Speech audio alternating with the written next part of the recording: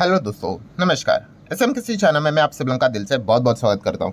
दोस्तों, आज के दिन तो आप लोगों ने एक बहुत बड़ा अपडेट जरूर देखा होगा। कौन से सेक्टर से रिलेटेड अगर हम लोग बात करें तो डिफेंस सेक्टर के बारे में।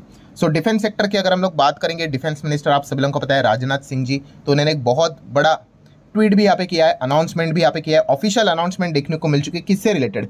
मिसाइल से रिलेटेड। यस, आप सभी लोगों को पता है इंडिया बहुत सारे मिसाइल्स यहाँ पे बनाते रहता है, उसका टेस्टिंग भी यहाँ पे जारी रहता है। एंड आज के दिन की अगर हम लोग बात करें, मतलब जो ऑफिशियली अनाउंसमेंट हुआ है वो अभी हम लोग को देखने को मिल चुका है कि India successfully test first long range hypersonic missile. ठीक है, पहला हम लोगों को ये हाइपरसोनिक मिसाइल देखने को मिल रहा है।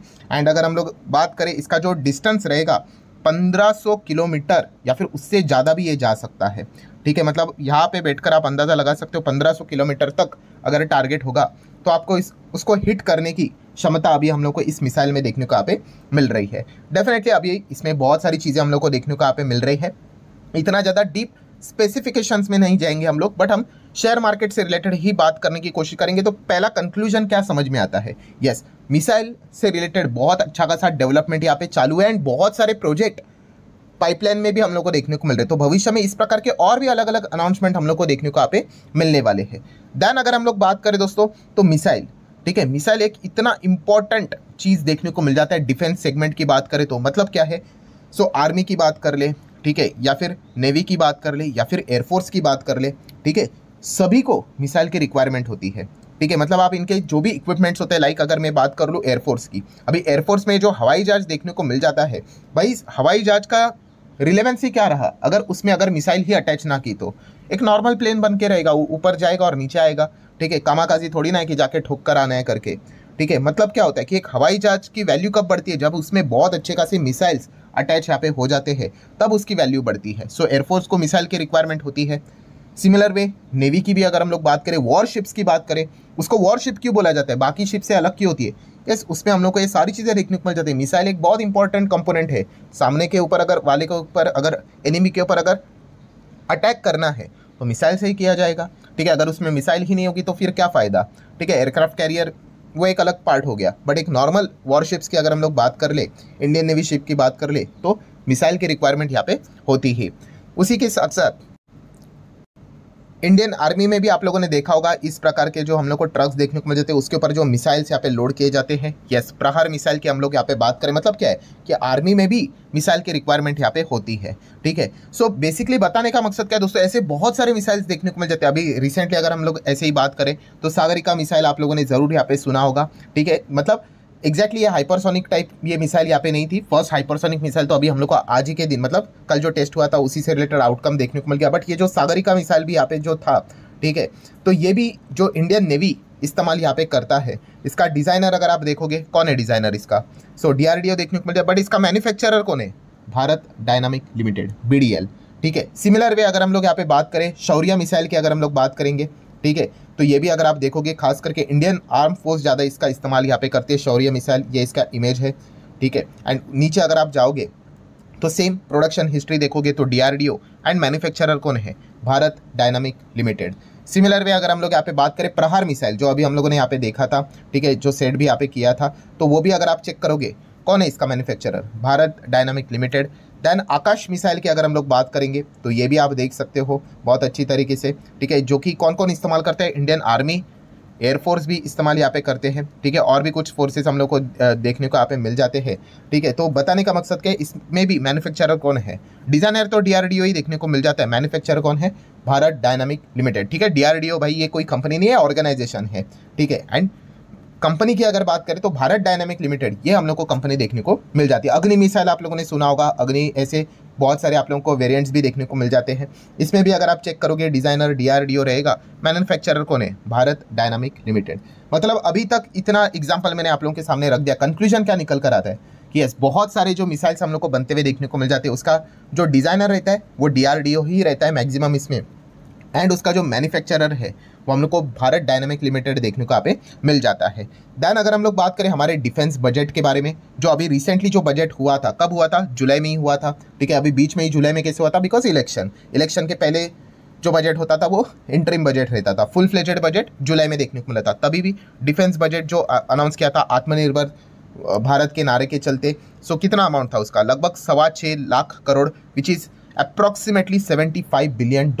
इतना हम लोग को डिफेंस बजट देखने को मिला था। एंड जिस प्रकार के हमारे बॉर्डर जिस कंट्री के साथ हम शेयर करते हैं, ये डिफेंस बजट पर्सनली मुझे तो मतलब एकदम ही कम नहीं, बट एटलीस्ट जैसे कि आपको पता है 3 डिजिट में तो होना चाहिए। $100 बिलियन का तो डिफेंस बजट चाहिए ही चाहिए, ठीक है। सो डेफिनेटली भविष्य में ये चीज़ कभी ना कभी ये सपना पूरा हो ही जाएगा कि हमारा जो डिफेंस बजट होगा वो $100 बिलियन का यहाँ पे होगा। पार्लियामेंट में भी जोरदार हम लोगों को इससे रिलेटेड अनाउंसमेंट देखने को मिलेगी, टेबल भी पट के यहाँ पे जाएंगे, ठीक है। अभी इस वक्त के बजट में ऐसा होता है कि नहीं, वो एक देखने वाली यहाँ पे बात है, ठीक है। मतलब बताने का मकसद क्या है दोस्तों, कि आपका जब डिफेंस बजट यहाँ पे बढ़ता है, ठीक है, तो डिफेंस वाली कंपनीज को क्या मिलेगा, बिजनेस मिलेगा, ठीक है। अगर ये डिफेंस बजट मान लो ऐसे ही बोल रहे 75 से कम करके 65 कर दिया, अरे भाई डिफेंस कंपनी की हालत ही खराब हो जाएगी। मतलब ज़्यादा सपने ही नहीं देख पाएंगे कि और बिजनेस इनको मिलेगा करके। बट यही 75 का अगर 100 चला गया, 100 प्लस चला गया, तो यस और भी बड़ा बिजनेस यहाँ पे डिफेंस कंपनीज को यहाँ पे मिल पाएगा। ये इसके पीछे का लॉजिक होता है, ये इसका पीछे का कारण होता है। तो बिजनेस लेवल की अगर हम लोग यहाँ पे बात करें, शेयर मार्केट से रिलेटेड बात करें, तो कौन सी कंपनी को स्टडी करना है, तो यस भारत डायनामिक लिमिटेड, इस कंपनी को आप चाहो तो स्टडी कर सकते। कोई रिकमेंडेशन होता है नहीं भाई, बिजनेस सिखाने की कोशिश में आप लोगों को हमेशा यहाँ पे करते रहता हूँ। सो BDL की अगर हम लोग बात करें दोस्तों, ये एक ऐसी कंपनी है जो मिसाइल में काम यहाँ पे करते हैं। मिसाइल एक ऐसा सेगमेंट है जो कि आर्मी, नेवी, एयरफोर्स हर किसी को मतलब उसकी रिक्वायरमेंट यहाँ पे चलती रहती है। तो बार बार इनको ऑर्डर्स मिलते रहेंगे। अगर आत्मनिर्भर भारत का ही नारा दिया है तो BDL को भी भविष्य में और ऑर्डर्स यहाँ पे मिलते रहेंगे। शेयर की अगर हम लोग बात करें BDL की, ठीक है, फिलहाल तो मार्केट गिर रहा है, तो आप देख सकते हैं ये भी कंपनी टॉप लेवल से 40% तक हम लोग को 40% से ज़्यादा नीचे आते हुए देखने को मिल चुकी है। इतनी क्यों पिटाई होती है, क्योंकि इनको जो भी ऑर्डर्स यहाँ पे मिले हैं उसका एग्जीक्यूशन अकाउंट में रेवेन्यू रिकॉग्निशन होने के लिए काफ़ी टाइम लगेगा, ठीक है। ये कोई सब्जी बनाने की बात नहीं हो रही है, या फिर कोई छोटा मोटा काम यहाँ पे बात नहीं हो रही कि भाई आज बोल दिया आज हो गया, 2 दिन बाद हो गया, 3 दिन बाद हो गया, 1 हफ्ते बाद। अरे मिसाइल की बात होती है, बहुत लंबी अवधि के कॉन्ट्रैक्ट्स यहाँ पे होते हैं, तब जाके उसका एग्जीक्यूशन होगा और तब जाके नंबर सुधरेंगे। एंड अगर बीच में ऐसा फिर मार्केट में कभी टर्मोइल आया तो इनके तो अर्निंग्स तो नज़र नहीं आएंगे, क्योंकि अभी तक काम तो यहाँ पे जारी है करके, तो फिर ये स्टॉक्स क्या हो जाते हैं, ज़्यादा पिट जाते हैं। तो ये समझदारी हम लोगों में होनी चाहिए, ठीक है। काफ़ी लोग क्या करते हैं, रैंडमली किसी भी कंपनी में चले जाते हैं, नीचे आया तो रोना धोना स्टार्ट करते हैं। अरे भाई रोके कुछ नहीं होगा, आपको जिस सेगमेंट में आप जा रहे हो उस बिजनेस को अंडरस्टैंड करो, आप कहाँ पे घुस रहे हो करके, ठीक है। बाकी इस प्रकार की चीज़ें यहाँ पे चलती रहेगी। लॉन्ग रेंज की अगर हम लोग बात करें, साल भर के इसमें 75% के नेट रिटर्न्स अभी भी देखने को मिल रहे हैं, अच्छा कर रहा था। देन बाजार इस प्रकार से अगर गिरेगा तो जितने भी ये कंपनीज है जिनके अर्निंग्स अभी भी बुक्स ऑफ अकाउंट्स में हम लोग को नोट होते हुए देखने को नहीं मिल रहे, फिर वो तो पिटाई होगी। जो अर्निंग दिखा रहा है भाई उसको नहीं छोड़ रहा है मार्केट, तो बाकी की क्या ही बात करें। देन पिछले 5 साल में तो कंपनी ने काफ़ी अच्छा परफॉर्मेंस यहाँ पे दिया था। एंड मैक्सिमम चार्ट पैटर्न भी देखेंगे तो इसके पहले भी बीच में गिरा था भाई, यहाँ पे भी 50% नीचे आया था, ठीक है। जिसके दिमाग में भाई ये चीज़ छप गई कि मार्केट में शेयर 50-60% गिर गया मतलब खत्म हो गया करके, तो वो शेयर बाजार में कभी टिक नहीं पाएगा। गिरावट के पीछे का रीज़न इंपॉर्टेंट है, ठीक है। अगर reason just because of market गिर रहा है ये अगर रीज़न होंगे तो ठीक है भाई, मार्केट तो ऐसा ही चलता है। तो ये सेंस वाली बात हम लोगों में ज़रूर होनी चाहिए। बाकी बात करें कंपनी के बैलेंस शीट की, तो आप देख सकते हैं 2500 करोड़ के रिजर्व्स थे, बढ़कर 2800 करोड़ हो गए, बढ़कर 3000 हो गए, देन 3500 करोड़ के रिजर्व हो गए, अच्छी बात है। कर्जे की बात करें, LTV लॉन्ग टर्म बोरिंग की बात करें तो 0 नज़र आ रहा है, 1 रुपये का भी बड़ा कर्जा नजर नहीं आ रहा है। शॉर्ट टर्म बोरिंग की भी बात करें तो ये भी 0 ही देखने को मिल रहा है रिसेंटली, मतलब प्योर डेट फ्री कंपनी हम लोग को देखने को यहाँ पे मिल रहा है, कोई भी कर्जा इस कंपनी के ऊपर है नहीं। Then cash and cash equivalent की बात करें, 4,2500 करोड़ का कैश एंड कैश इक्विवेलेंट देखने को मिल रहा है, तो काफ़ी अच्छा खासा परफॉर्मेंस इस बैलेंस शीट ये कंपनी का देखने को मिल रहा है। सो आप देख सकते हैं अगेन कि ये कंपनी क्या करती है, मैन्युफैक्चर करती है अलग अलग टाइप के मिसाइल्स, डिफेंस इक्विपमेंट उसी से जुड़े हुए, उसमें ये कंपनी का बिजनेस देखने को मिल जाता है। 36,000 करोड़ का मार्केट कैप है, ठीक है। अपने ही सेगमेंट की अगर हम लोग बात करें डिफेंस एरोस्पेस में, तो HAL के बाद इसी कंपनी का नाम हम लोग को देखने को मिल जाता है। देन अगर हम लोग यहाँ पे बात करेंगे तो कंपनी का जो PNL देखने को मिल जाता है, शॉर्ट टर्म का PNL हम लोग यहाँ पे चेक कर सकते हैं कि कैसा रहा करके, तो फ्लक्चुएशंस यहाँ पे चलते रहते बहुत सारे ऊपर नीचे, ठीक है। आप देख सकते हैं कभी 3 का EPS, कभी 7 का EPS, ये तो क्वार्टरली है। ईयरली अगर हम लोग डेटा देखेंगे तो कैसा चल रहा है, तो वो आप यहाँ पे देख सकते हैं कंपनी का जो ओवरऑल परफॉर्मेंस है अभी, जो नेट प्रॉफिट 500, 300, 600, 500, मतलब काफ़ी वेरी करता रहता है। ऐसा क्यों, क्योंकि ये कंसिस्टेंटली नहीं, एक बार इनको बहुत बड़ा अभी मिसाइल बनाने का काम दिया है, मान लो XYZ कोई मिसाइल है, ठीक है, ये बनाने का काम यहाँ पे दिया है, ठीक है। और जैसे ये पूरी तरीके से प्रॉपरली कंप्लीट हो गई और पूरा पैसा आएगा तो सडनली इनका रेवेन्यू शूट करेगा, प्रॉफिट शूट करेगा, तो ये चीज़ें काफ़ी देखने को मिल जाती हैं इन कंपनीज़ में, ठीक है। तो इस कंपनीज़ को स्टडी करने वाला का जो पर्सपेक्टिव होना चाहिए वो काफ़ी लॉन्ग रेंज का होना चाहिए और उसको पता होना चाहिए भाई कि इस कंपनी में कितना ज़्यादा वॉलेटिलिटी रहेगा। देन 75% प्रमोटर है, बचा 25%, उसमें 25 में भी 8 और 10 दो 10 हो जाते हैं और ऊपर से और पकड़ ले तो 11% इंस्टीट्यूशंस के पास है। एंड पब्लिक की अगर हम लोग बात करें तो 13-13.25% की होल्डिंग देखने को यहाँ पे मिल रही है। सो ओवरऑल अब BDL की अगर हम लोग बात करें, एक डिसेंट बिजनेस वाली कंपनी है। ऑब्वियसली अगर हम लोग बात करें, डिस्क्लेमर भी देना चाहूँगा भाई, कोई रिकमेंडेशन यहाँ पे है नहीं कि बाय करो, सेल करो, होल्ड करो, एवरेज करो करके, जस्ट इन्फॉर्मेशन आप लोगों को मैं दे रहा हूँ कि जो कंपनी की अगर हम बात करेंगे इसमें रिस्क पॉइंट क्या है। तो रिस्क पॉइंट वही है जैसे अभी मैंने कहा कि एक सरकारी कंपनी, सरकार ऐसा बोलकर रिस्क क्यों बोलते हैं, क्योंकि टाइम लगता है, ठीक है, डिसीजन लेने के लिए। एक प्राइवेट कंपनी को जो डिसीजन लेने में टाइम लगता है और सरकारी कंपनी में जो टाइम लगता है, इसमें काफ़ी फर्क होता है, टाइम लैग काफ़ी होता है।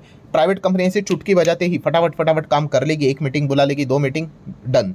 सरकारी कंपनीज में बहुत सारे हायरार्कीज हम लोग को देखने को मिल जाती है, उसको पार करना पड़ता है, टॉप मैनेजमेंट तक जाना पड़ता है, दीपम, बहुत सारे अलग अलग चीज़ें हम लोग को देखने को मिल जाती है डिफेंस मिनिस्ट्री से रिलेटेड, तो वो टाइम लगता है। तो ये एक पॉइंट आप लोगों को पता है यहाँ पे होना चाहिए। तो इसीलिए यहाँ पे जो पेस होता है वो काफ़ी स्लो होता है, ठीक है, बट जब ये भागते हैं तो एकदम रॉकेट की तरह फिर हम लोग को तेज़ी देखते को भी यहाँ पे मिल जाती है, ठीक है। सो ओवरऑल बस मैं आप लोगों को इतना ही कहना चाहूँगा कि अगर बिजनेस वाइज अगर आपको स्टडी करना है, मिसाइल सेगमेंट में अगर किसी को इंटरेस्ट है कि मुझे मिसाइल बिजनेस बहुत अच्छा लगता है यहाँ पे, तो आप BDL जैसे कंपनी को डिटेल में चाहो तो खुद स्टडी यहाँ पे कर सकते हो, ठीक है। अगेन जाते वक्त डिस्क्लेमर जरूर देना चाहूँगा भाई, कोई रिकमेंडेशन है, आप अपने फाइनेंशियल एडवाइजर के साथ ही डिस्कस करके जो सही लगता है डिसीजन ले सकते हो। आशा करता है वीडियो आप लोगों को हेल्पफुल लगा होगा, चाहो तो लाइक एंड शेयर कर देना। मिलते हैं नेक्स्ट वीडियो में, तब तक के लिए बाय बाय।